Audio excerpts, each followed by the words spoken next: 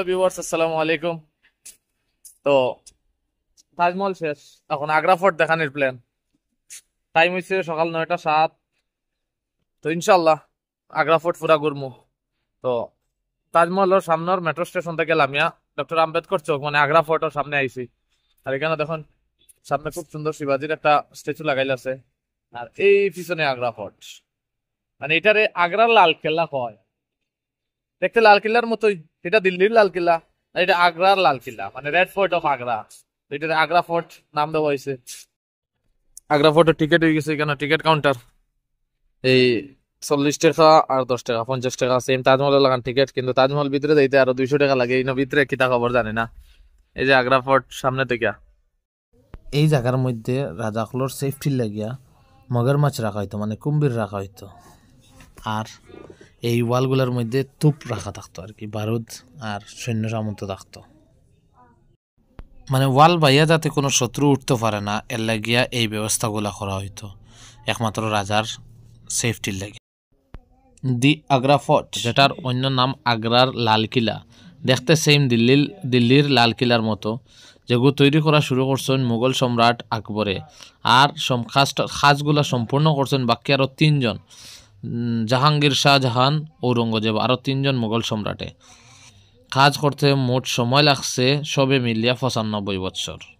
আর এই লাল কিলার আর্কিটেক্ট হইলা গিয়া কাসিম খান ইরানের।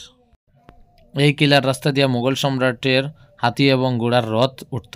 এর লাগে এই রাস্তাগুলারে স্লিপারি না হওয়ার লাগে একটু মানে ফ্রিকশন বাড়ানোর লাগিয়া এই ডিজাইনটা দেওয়া হয়েছে রাস্তার মধ্যে।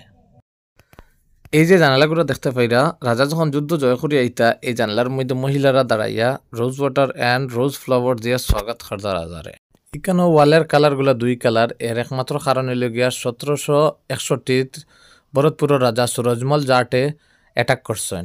অ্যাটাক করার কারণে এখানের মধ্যে সিরামিক টাইলস লাগাইলে আসলো, এগুলা ডেস্ট্রয় হয়ে গেছে।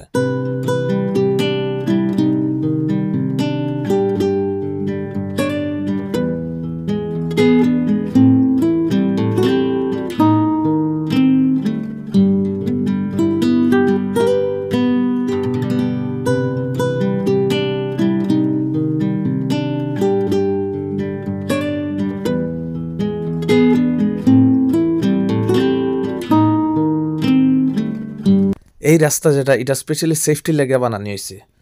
অ্যাক্সিডেন্টলি যদি এনিমি ভিতরে ঢুকি যায় কেলার ভিতরে, তখন এই রাস্তার উপরে থেকে বড় বড় পাথর গড়াইয়া ছাড়া হয়, তারপরে রাস্তাটা ব্লক হয়ে যায়। আর এই যে ওয়ালের উপর দেখরা, ওয়ালের উপরে থেকে গরম তেল আর গরম জল ছাড়া হইতো, যে হাতি যদি উপরে দিকে উঠার থাকে এনিমির হাতে, এই গরম তেল আর গরম জলের যন্ত্রণায় এগুলো উপরে যাতে উঠতে না পারে।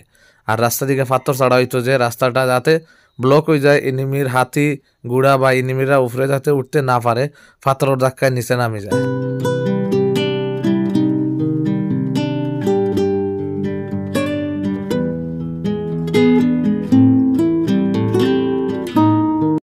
এই যে ওয়ালগুলা দেখেন, এর মধ্যে সিমেন্টের মতো যে পেস্ট হয়েছে, তখন তো সিমেন্ট আবিষ্কার হয়েছিল না, তারপরেও সিমেন্টের মতো ব্যবহার করা হয়েছে।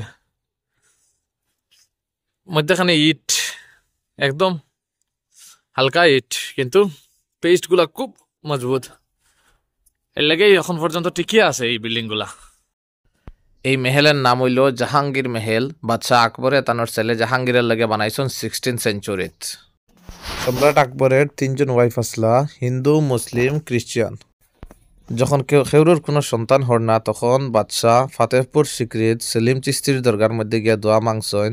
তখন আল্লাহর হুকুমে তানোর হিন্দু রানীর ঘরে একজন সন্তান প্রসব হয়েছে, যার নাম রাখছেন তাই জাহাঙ্গীর। জাহাঙ্গীর তার হিন্দু মায়ের সাথে এই মেহেলের মধ্যে থাকা স্টার্ট করছেন।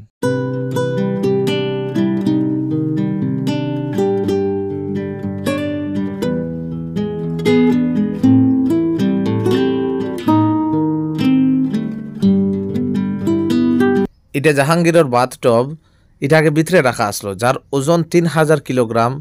1905 সালে ব্রিটিশ প্রশাসক লর্ড কার্জনের সময়ও এটারে বাইরে করা হয়েছে।